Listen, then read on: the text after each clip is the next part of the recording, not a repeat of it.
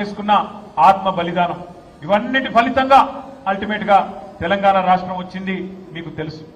తెలంగాణ రాష్ట్రం వచ్చిన తర్వాత దాదాపు 10 ఏళ్ల పాటు మన ప్రభుత్వం అన్నాడు బ్రహ్మాండంగా పెద్దలు కేసీఆర్ గారి నాయకత్వంలో నడిచింది. కానీ గత 2-2.5 సంవత్సరాలుగా ఏ రకమైన పరిస్థితి ఈ రాష్ట్రంలో కాంగ్రెస్ ప్రభుత్వం వచ్చిన తర్వాత నాకంటే బాగా మీకే తెలుసు. అవన్నీ పక్కన పెడితే 2.5 ఏళ్లది గత వారం రోజులుగా ఏం జరిగిందో ఒక్కసారి మీరు ఆలోచించాలని చెప్పి నేను కోరుతా ఉన్నా.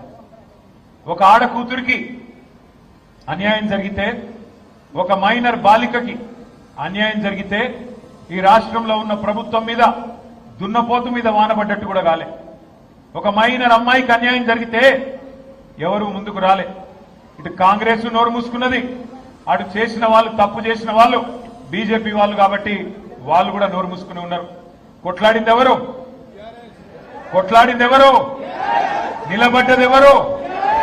అల్టిమేట్ గా తెలంగాణలో ఎవరికి ఏ సమస్య వచ్చినా మళ్ళీ నిలబడి కలబడేది ఎవరు? గట్టిగా చెప్పాలి, వినబడతలేదు. కేసీఆర్ గారి బృందమేనా? కేసీఆర్ దళమేనా? మళ్ళీ నిలబడేది, కలబడేది, గొంతు విప్పేది, కొట్లాడేది మళ్ళీ మనమే. కానీ ఒక్కసారి మనందరం కూడా ఆ తల్లికి, ఆ తండ్రికి, ఎవరైతే అమ్మాయి తల్లిదండ్రి ఉన్నారో వారిద్దరికి గట్టిగా చప్పట్లతో సలాం చెప్పాలి, గట్టిగా చప్పట్లతో సల్యూట్ కొట్టాలని చెప్పి నేను విజ్ఞప్తి చేస్తా ఉన్నాను. ఎందుకు?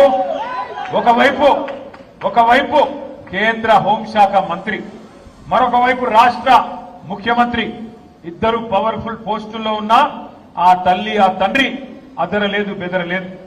ఇద్దరు కుమ్మక్కై, ముఖ్యమంత్రి కేంద్ర మంత్రి ఇద్దరు కుమ్మక్కై ఆ అమ్మాయికి అన్యాయం చేయాలనుకున్నా ఆ తల్లి తండ్రి వెనుకకు తగ్గలేదు.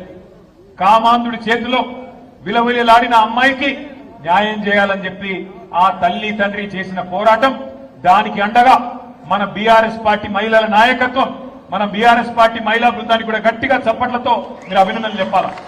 ఎక్కడికక్కడ పోరాటాలు చేసి మహిళా కమిషన్, డీజీపీ అంబేద్కర్ గారి దగ్గరికి పోయి మన మహిళా నాయకత్వం మొత్తం కాళికాదేవిలాగా విరుచుకుపడి మరి ఎక్కడి వారక్కడ నిలదీస్తే మన పెద్దలు, మన party general secretary doctor RS Praveen Kumar గారికి కూడా గట్టిగా చప్పట్లతో అభినందనలు చెప్పాలా.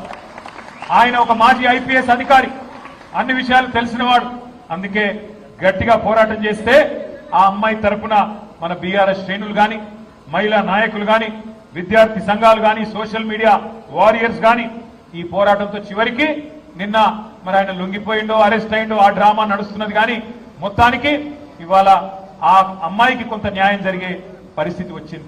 ఇవాళ నేను ఒకటే అడుగుతా ఉన్నా ప్రధానమంత్రి మోడీ గారిని, అయ్యా మీరు అంటున్నారు బేటీ బచావ్ బేటీ పడావ్ అంటున్నారు, కేవలం నినాదాలకే పరిమితమైతే న్యాయం జరగదు. మోడీ గారు బహుశా భారతదేశంలో మొట్టమొదటిసారి ఒక కేంద్ర మంత్రి కొడుకు మీద